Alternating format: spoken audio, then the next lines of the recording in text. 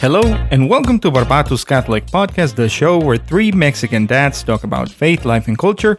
We are your hosts, Gustavo, Ivan, and Walter, and today we are going to talk about St. John Henry Newman's definition of a gentleman. But first, a word from our sponsor.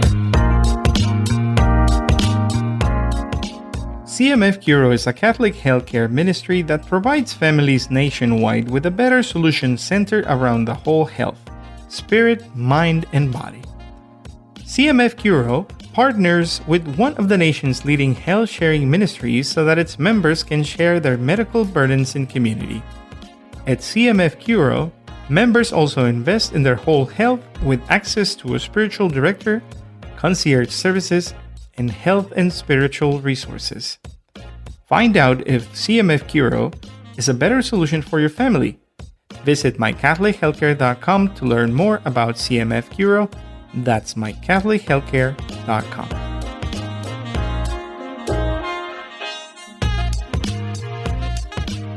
And we're back.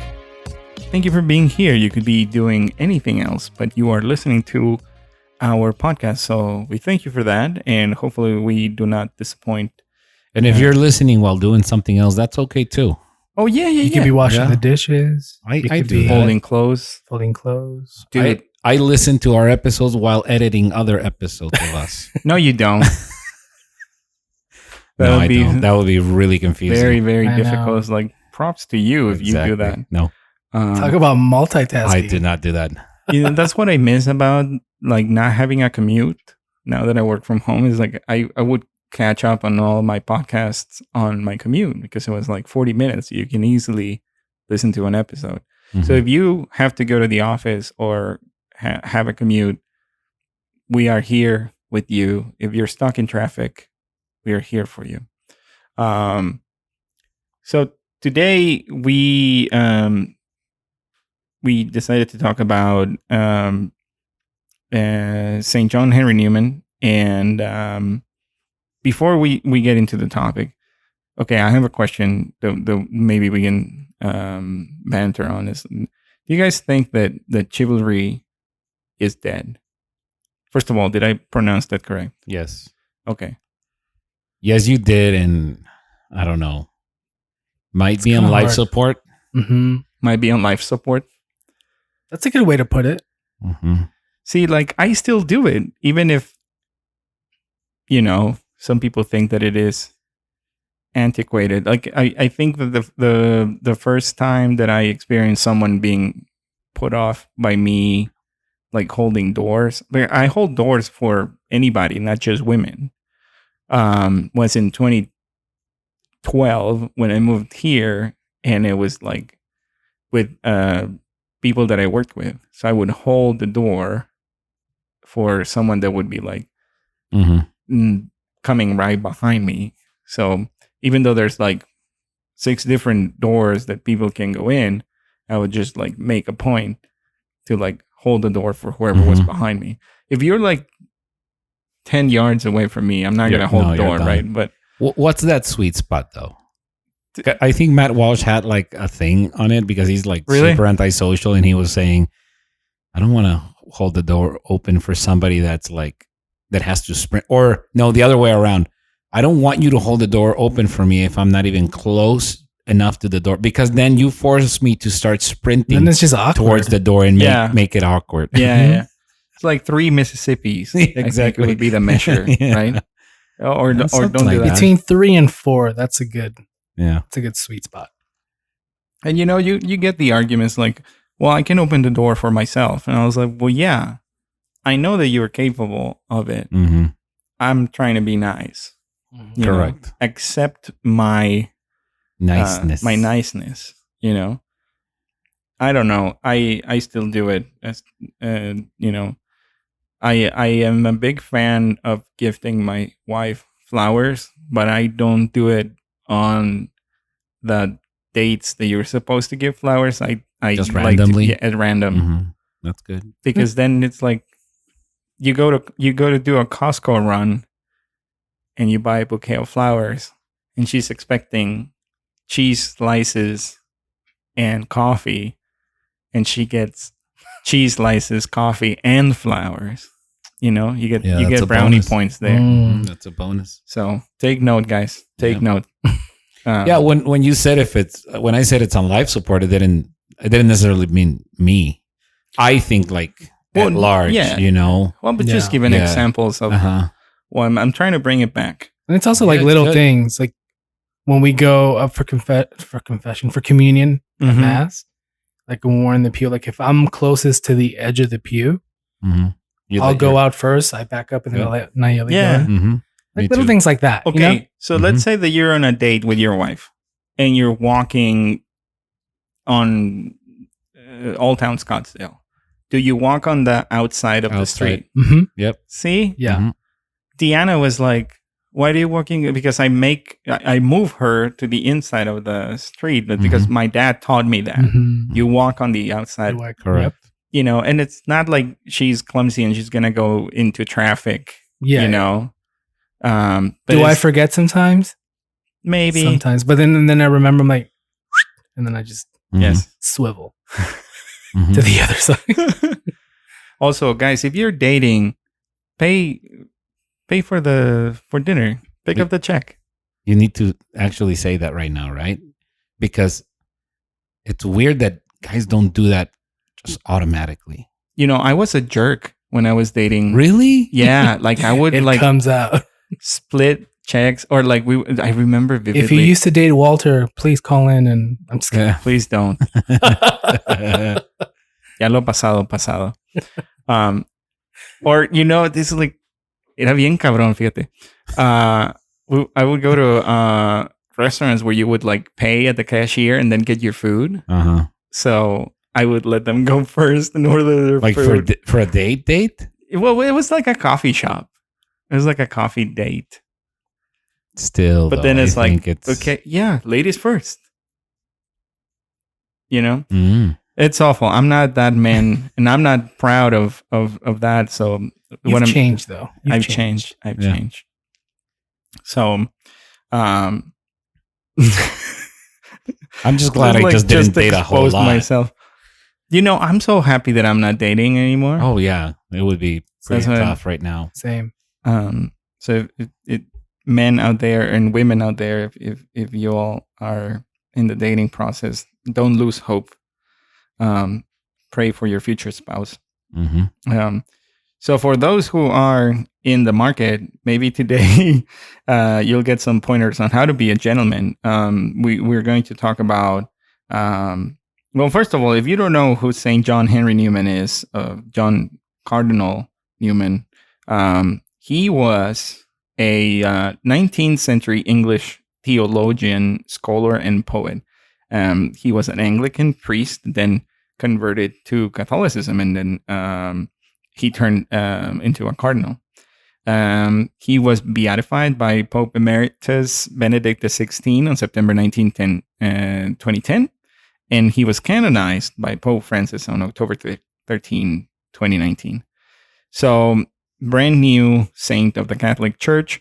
He was one of the leaders of the Oxford movement. That I didn't know this, but they this group of people in the Anglican Church, they wished to return to the to many Catholic beliefs and liturgical rituals from before the English Reformation. So in 1845, he left the Church of England, and briefly after that, he was ordained a priest in the Catholic Church. And then our topic for today, the definition of a gentleman, comes from a book that he wrote in 1852 called The Idea of a University, which is a series of lectures that they pretty much argue that the primary purpose of a university is to develop the mind, not to dispense information, which, you know, that was 1852, but you see how universities have warped so much today that, that size like says it all. Podcast. That's a whole other podcast. Yeah. So one of the essays inside of the book is called The Definition of a Gentleman, which is what we're going to talk about today. And first off, the only thing that I was familiar with Cardinal John Henry Newman was the Newman Centers. Same. So that was the only. Which is sad because I wish that I knew more about him, since that's a big deal. Like having pretty much every Newman Center in the U.S. Named after somebody. That's a big deal.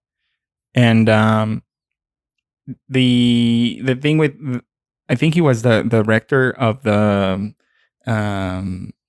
Catholic University in Dublin, Ireland, if I remember correctly. So he was really a scholar, and that, like, to me, it's very close to my heart because I'm a nerd, I think. Anyways, you can find the definition of a gentleman on the internet. You can probably download a PDF with it if you want to give it a read. It's like a couple pages long. But today I shared with Gustavo and Ivan my notes on that. So we'll just go over a few of the points that he makes in the document, and then bounce back and forth with commentary on what we think about it. So in the first paragraph, like right off the bat, he says that a gentleman is one who never inflicts pain. And I'm already like, okay, well, like, dang it, I failed. Yeah, strike one today, right? like 5 times. Yeah, because I mean, I know that we have talked in the podcast about, struggling with anger. At least Gustavo and myself. No, you said so, right? Like, yeah. So I think that inflicting pain sometimes is like a natural response to like the anger that you can feel. So now, being a gentleman and not inflicting pain seems like a tall order, at least in my book. I like that though, because it doesn't hold back punches. It doesn't say, "Oh, be careful not to say the wrong thing." Like, no, don't cause somebody to hurt because of your whatever you are. Yeah. Be better for somebody else. That's pretty much what I get from it. It says. Yeah. And right after that, it says that a gentleman is mainly occupied in removing the obstacles which hinder the free and unembarrassed action of those about him. So it's like not only not inflicting pain, but like removing obstacles from other people. And I thought about this in the context of our families, right? For those who are married, that you are pretty much like, I think of of this, like I got this image of like the sweepers. Who are the sweepers at the Boston Marathon? It's like a bunch of like older guys that they are all the way at the back of the group of runners, and they are just like kicking all the debris from like the water cups and everything. Yeah. Oh, wow. They just keep doing that. So, well, they're not really like removing the obstacles. They're cleanup crew, but that's probably a bad example. A better example today, Lucia is getting her molars as well. And the only way for her to be consoled was for me to carry her like a baby and sing to her. And that was like a last resort. I didn't know that it was going to work. It was a Hail Mary completely. And she calmed down, and I put it on the couch and gave her a blanket and her Minnie Mouse doll. And she was able to be okay for the rest of the afternoon. And Deanna was like, I don't know what voodoo you did with her, but that completely worked. So that removing of the obstacles of others. So they are free and unembarrassed action. That is like, well, you can make excuses for a lot of these things. Like, well, why am I going to remove obstacles from you? Like, I'm not a bulldozer, to like trailblazer. But it's about the little things. It's about the everyday things too. Oh yeah, like doing a load of laundry if you have the time to do it. Just to unload, pardon the pun, that from your wife. Yeah. Or I don't know, putting the kids down in bed. Exactly. Or like taking care of lunch once.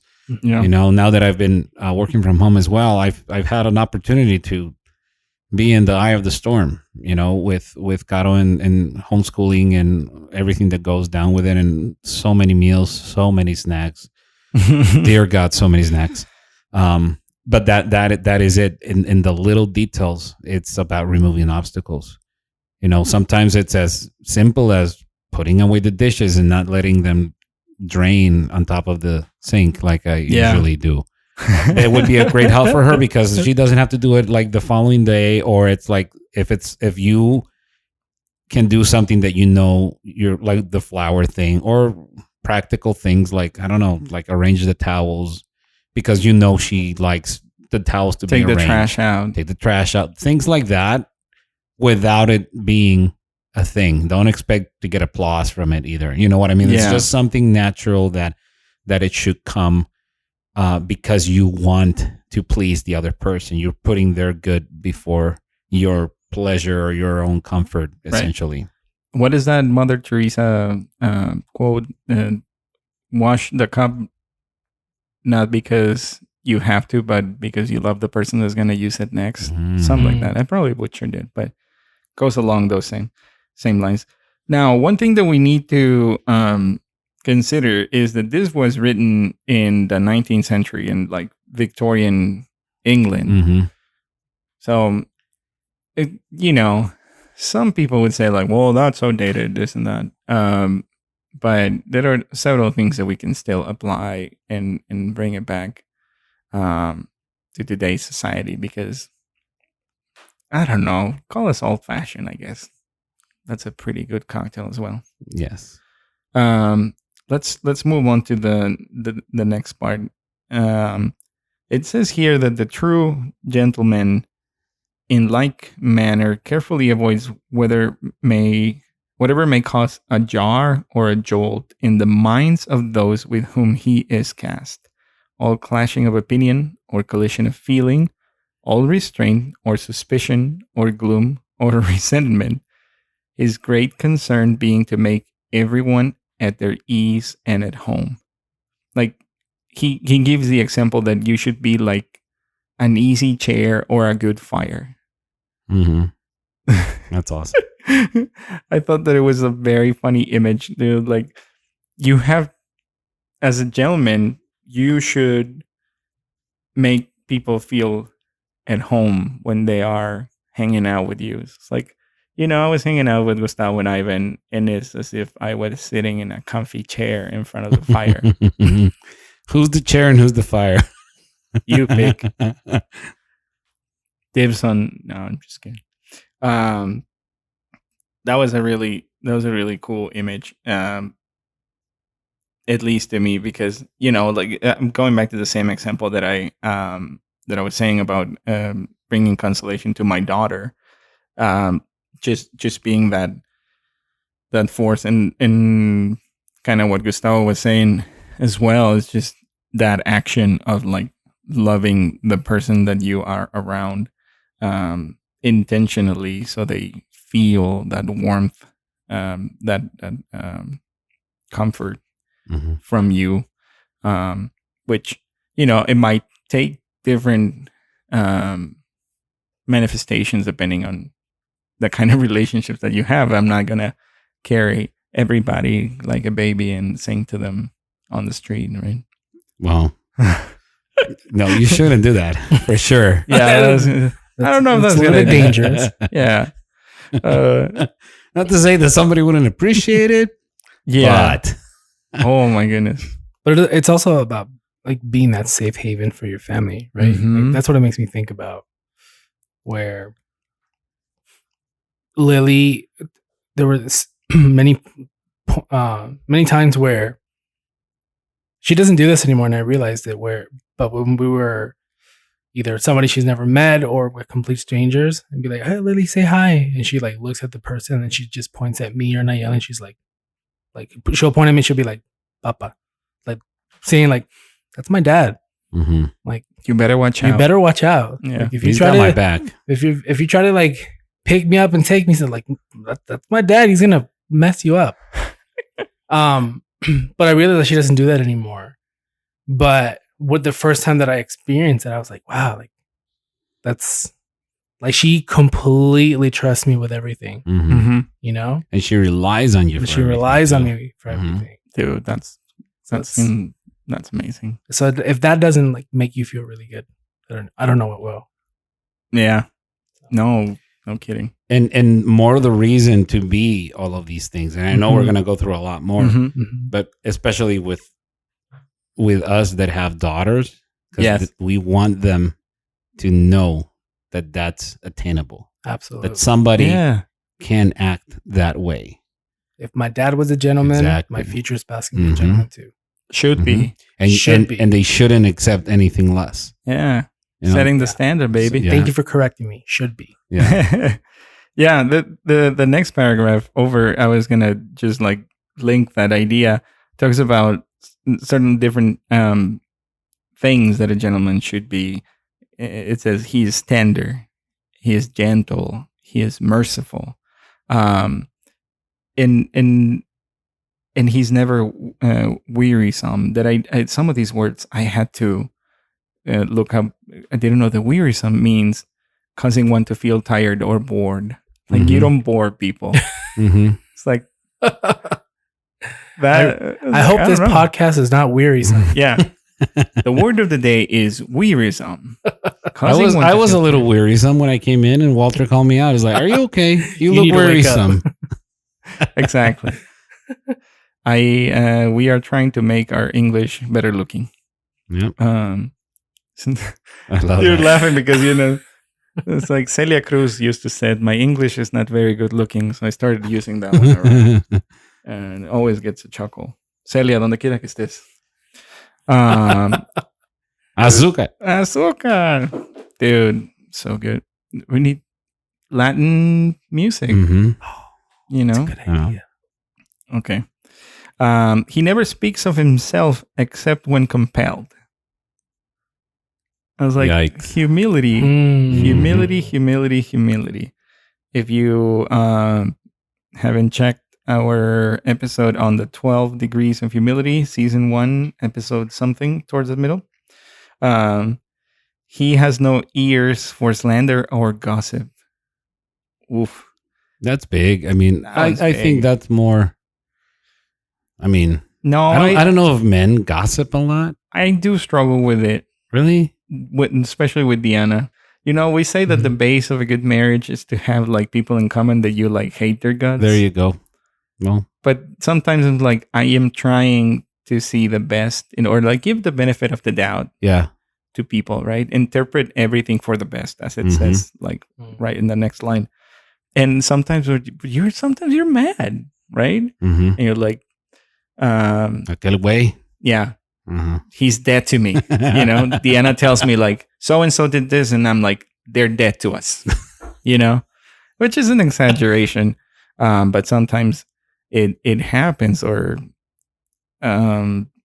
not to say that it's a good thing, but they're probably like things in the people's marriages that have a dynamic. I'm not saying it's the best. We're working on it.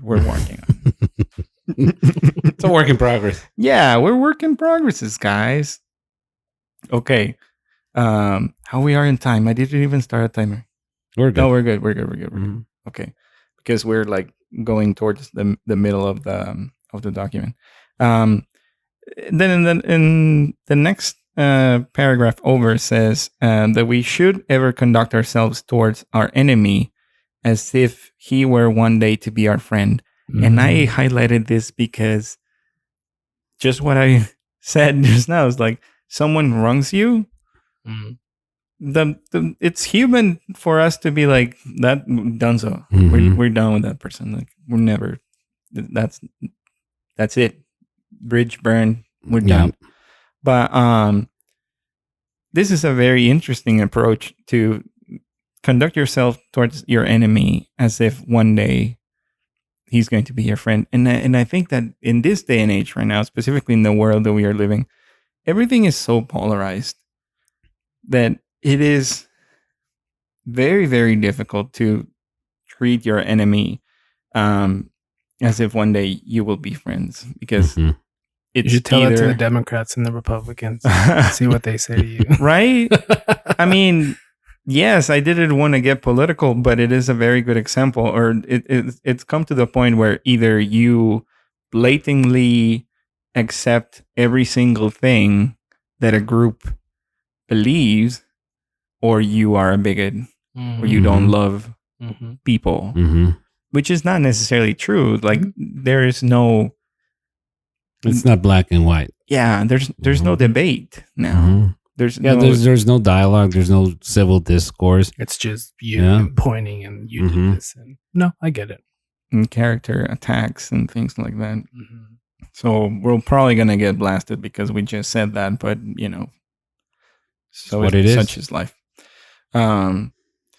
This next paragraph, I'm just going to read it verbatim because it is really good. It says, he has too much good sense to be affronted at insults. He is too well employed to remember injuries, and too indolent to bear malice. He is patient, forbearing, and resigned. On philosophical principles, he submits to pain because it is inevitable, to bereavement because it is irreparable, and to death because it is his destiny. I mean, come on. I feel like that's the mic drop. It is. That should have been like the last paragraph. Yeah, the last paragraph is like, you're gonna see in the next few paragraphs. There's like a big twist that I was not expecting. Well, we'll get to that in a minute. But just like not being affronted by at insults, very difficult. Like someone insults you, especially being Mexicans, te calientas. Like you like react to it because it's human nature, I think. I mean, I don't know. You tell us. Send us a message. We're like, no. If someone insults me and I'm like, as cool as a cucumber. I've gotten better. I'll say that. I mean, not that people regularly insult me. I don't know. Maybe they don't. Maybe I don't find out about it. Right. But I don't think it would faze me. It's just like, okay, well, that's your prerogative. But it has been completely elevated with social media. Well, everybody has a voice and everybody has a platform. And sadly, there's not a lot of positivity going on. It's mostly like the other kind. And people really get affected by it. It's a real thing. Yeah. But not bearing malice. That's a hard one. Yeah, it's like a theme, right? Of just not inflicting pain and being patient and restrained. And that's the part about submitting to pain. Is like we should be okay with pain because it's inevitable. Like right now, I feel like I'm in a stage of life where, well, we all three are. That with little kids specifically, they all demand a lot of attention from you as a parent, and it can be overwhelming at times that you don't know. Like, there's no school for being a parent, so there has been times this week where I'm like completely affected by all of the chaos that ensues around me, especially like in the witching hour before bedtime, where everybody is tired and acting out, having meltdowns. Gustavo knows what I'm talking about. He's nodding. No, I'm laughing because you call it the witching hour. Yeah, it's a witching hour. It's not a thing. But so like lean into the pain, right? You can be like, oh, why is this happening to me? It's very difficult, but it's part of life. Esto vir, right? Yeah. Be a man. Lean into the discomfort. Offer it up. And I'm saying this much to myself as I'm saying it for anybody else who is listening. Like what they say, like, suck it up, buttercup. Yep. Any comments on that one before we move on to the next one? Now it's pretty straightforward. Okay. I like, submits to pain. It's inevitable. Yeah. Bereavement because it's irreparable, into death because it's destiny. It's just having this clarity of mind and an acceptance to all these things that sometimes we can be so pinche terco that you just don't want it. It's like you become like that tantrum kid is like, no, I don't want to feel pain. And then after like 5 minutes, like you're like thinking about it, like, damn. Exactly. That's when exactly. That's when it hits me. It's like, oh man, same. I dropped the ball big time. It's either something that you said to your kids, something you said to your wife, and then you're like, I'm sorry. Yeah. It happens to me all the time. Like, I'll have like an argument with Nayeli, and then obviously, like we've all through this. Like in el momento, you think that you're in the right. You're in the right, and then you guys don't talk to each other for a while, and then like, damn, it was my fault. And then I'm sorry. Love me. Love me. That's funny. He is too clear-headed to be unjust. He is as simple as he is forcible, and as brief as he is decisive. Too clear-headed to be unjust. So, talking about the virtue of justice here. As simple as he is forcible, which to me, it sounds like being a man of action. And being as brief as he is decisive. Again, it's concise, a man of a few words. You don't want to be like a babbling fool, Dude, that was my grandpa. He was like this very like reserved man, and then you would go to him and then you would ask for advice, and like you would talk for the longest time, and then he would just sit there and then silence, and then he would say a few words. You're like, oh. Like a man of few words, but like deep, wise words. That's just reminds me of my grandpa. A gentleman. Candelario. Hasta el cielo, Don Cande. Tell me if I need to stop saying those kind of things. No. Okay. I don't know. It's just gonna keep on going. Okay. So then where does it in this part, and then it moves on to say that a gentleman knows the weakness of human reason as well as its strength, its province, and its limits. If he be an unbeliever, he will be too profound and large-minded to ridicule religion or to act against it. He is too wise to be a dogmatist or fanatic in his infidelity. So it takes like a deviation to be like, oh, wait, hold on. This is a Catholic cardinal talking about an atheist, basically, as a gentleman.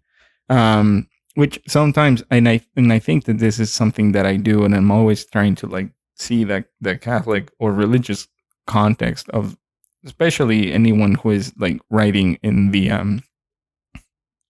area of manhood or anything religious writings. But I haven't read the idea of a university book.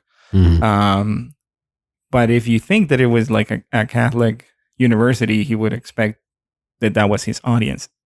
Except he addresses the gentleman as a non-believer. That took me by surprise to say, okay, if he be an unbeliever, he will be too profound and large-minded to ridicule religion. So even though you are a non-believer as a gentleman, or someone is, they still wouldn't ridicule religion. And I think that is something that is not happening right now. It's like, okay, religion is like the opium of the crowds, and it's like the pacifier for some people to cope with life. But we as Catholics know that, it is something that aligns our life towards a greater end, which is eternal life with God in heaven. And that like dictates how we act and how we conduct ourselves in this life. That part of respecting piety and devotion in other institutions or in other ministers of religion, that part, I think it is pretty lost in our society right now, and we need to bring it back. I can, because this is like me advocating for bringing back being more of a gentleman in today's society. Oh, it's needed because it's, like you said, it's the overall respect to the other. Yes. That starts there. No society can exist if there's no respect for the human person.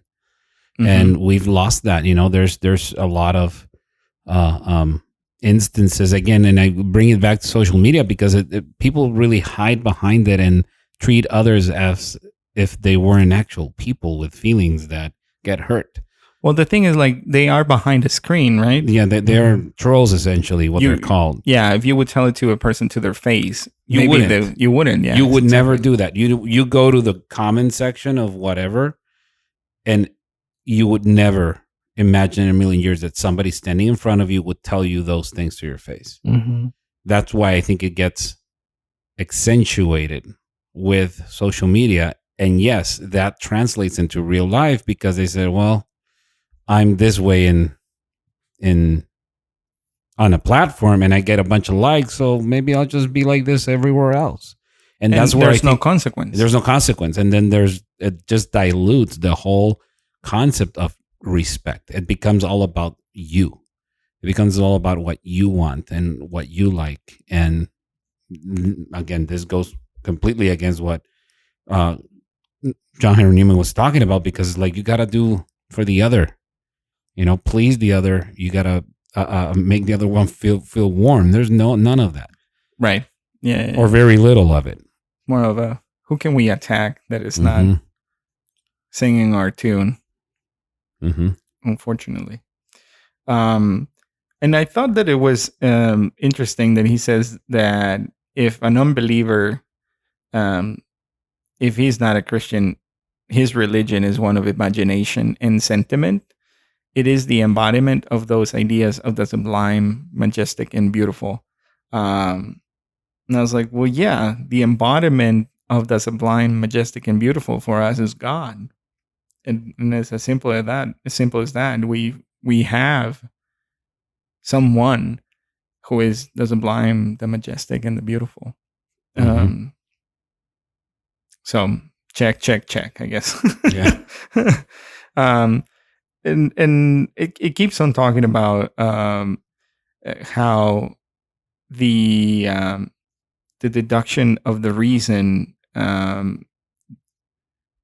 makes the occasion of such excellent thoughts.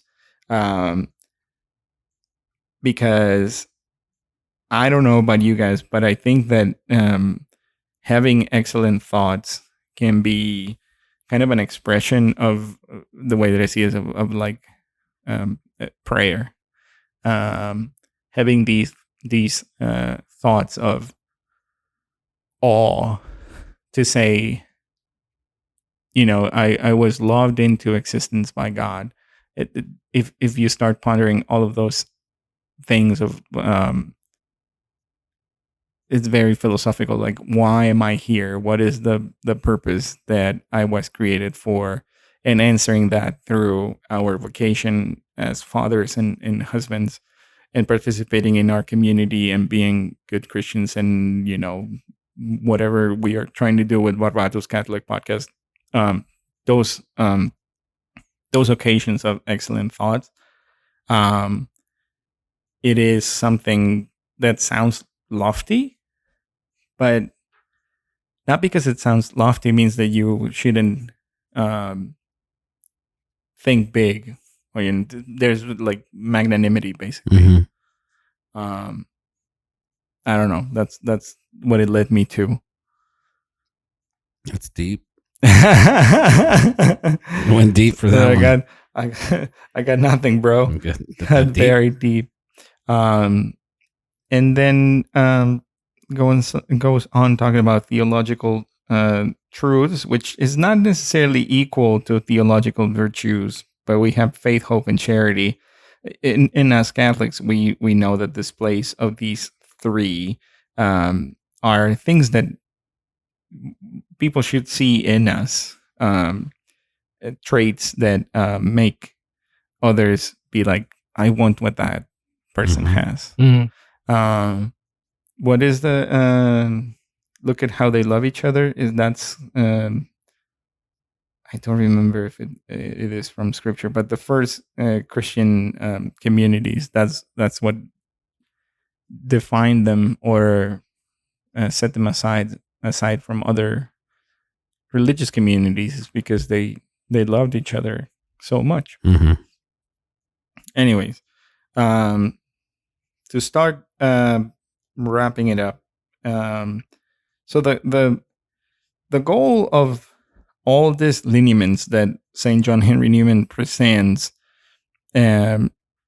is that of building your ethical character and cultivate the intellect. And again, this is in a setting of a university. It's the forming of the mind rather than the dispensation of information. And it does make a point. It brings it back because it had been talking about the atheist. It says that the gentleman can be seen within the pale of the church and without it. So it opens it up for everybody. So everybody can be a gentleman. They can exist anywhere.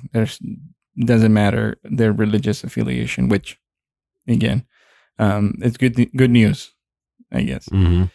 And it talks about how the gentlemen are going to form the beau ideal, and I had to look up this word, and apparently the beau ideal means a person or thing representing the highest possible standard of excellence in a particular respect.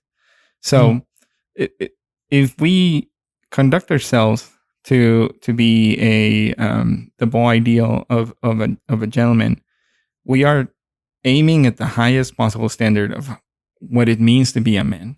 And I think that is a really, really good goal to have as a man in life, to say, I am going to be the highest possible standard of excellence when it comes to be a father, when it comes to be a husband, a brother, a friend, an employee, a parishioner, whatever it is that you do with your life, be the best, the possible best, I guess. At that, yeah.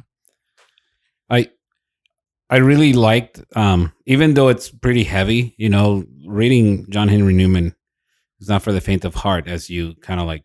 It's dense. It's dense. It's pretty dense because it's written in Old English, right? I mean, but if you want to bring it back a little bit more for something that's a little bit more digestible, The Catholic Gentleman is a great book by Sam Guzman. It goes not necessarily into exactly the same topics, but it's a good way of contextualizing it to today. Because again, this was written, and it all of this really still applies what Henry Newman wrote. But obviously, circumstances have changed dramatically from when it first was written. But The Catholic Gentleman by Sam Guzman, it's a really good cup of tea, on a world that's like covered in soda right now. So I'd suggest people take on a world that is covered in soda. Yeah. You said soda, like pop or whatever. Yeah. So it's a good context. If this, because this, when I first started reading the outline, I'm like, alrighty, this is big boy stuff right here. But it really brought me back to when I first read the Sam Guzman book, because it really brings it home on a lot better context level, at least for me. Yeah, You it's know? an easy read. It's fun. It's to super read. short too. You can read it in a couple of days. You can also check out the Catholic Gentleman podcast. I think that he has a podcast in a blog. Pretty good content there. Shout Really good out. stuff. No, I was just gonna say that. I mean, it's I've never read the definition of a gentleman by Cardinal Newman, but it's one of the things that I take away from it is that you don't, obviously, like, all three of us are Catholic, and we want to be gentlemen to our wives, to our kids, and to everyone that we meet. Mm-hmm. But it doesn't necessarily mean that you have to be Catholic to be a gentleman. Nope. Right. We're just called to be good humans to each other, to everyone that we meet. We may have different ideals from people that don't share our same views, but we're still called to respect, like you were saying. So that's one of the main things that I take from it. Just be a good human.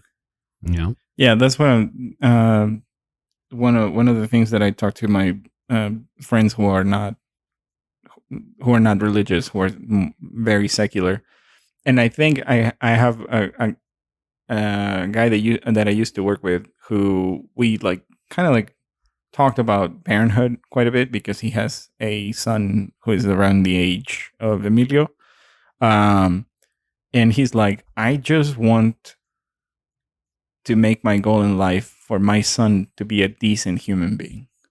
I'm like, yeah, that is a good goal to have as a parent. Just like, I want to do these things so my son is not an a-hole, In our case, we're like, we want to take our kids to heaven. Exactly. That's our goal. So I think it's funny at the end of it all. It just says that it gives an example how Basil and Julian were fellow students at the School of Athens. It calls it Saint Basil, and one of them became a saint and doctor of the church, and the other her scoffing and relentless foe. So one was a heretic and the other became a saint. So not because you are in the same school, the same university, means that you are going to end up the same way. So the choice is yours. Make the decision. Maybe this hopefully helps you to whoever is listening to say, I can do a little bit better. I can strive to aim for that high standard, right? How am I going to show excellence in what I am as a human being? It's all about magnanimity, baby. Language is another big one. Language, yes. Yes. Language, yes. Clothing. I mean, there's so many ways, like being educated in terms of reading the classics, listening to classical music, cultivating yourself and growing your soul and your intellect. So you can offer it to somebody, not so you can keep it for yourself, but so you can share an interesting conversation and a beer or a cup of coffee with somebody and be like, I would love to talk to you again. Play a game of chess. Which we haven't done that in a while. You know what's funny? Like the kids messed with my chess set, so they lost a few pawns. I need to buy another one. Yeah, my little one is getting into the chess set right now. When your little one molars are coming in, you pretty much let him play with whatever anything they want. He wants, yeah. But he's been pretty good with it. Yeah, we need to play chess again. Yeah. So. I'll watch you guys. Yeah, we haven't done that in a while. All right. I think that's as best as we are going to get, and we're getting around the time where we need to wrap it up. So we're just going to thank you for listening to this episode of Barbatus Catholic Podcast, the show where three Mexican dads talk about faith, life, and culture. If you like the show, please consider subscribing to the podcast, sharing it on social media, leaving a rate and review on Apple Podcasts, and recommending it to your friends and family. And if you didn't like it, well, just keep it to yourself and let others make their own mistakes. You can follow us on Instagram at Barbatus Catholic Podcast. You can send us an email, prayer intentions to hello@barbatuscatholicpodcast.com. On the web, we are at barbatuscatholicpodcast.com, where you'll find the show notes for this episode and more. And on YouTube as well, Barbatus Catholic Podcast. And we don't have video of us yet. You can play the audio with the still image, but sometime soon we will show our handsome faces in the YouTubes. But until then, bless Lanas KC. Pray for us. Until the next time.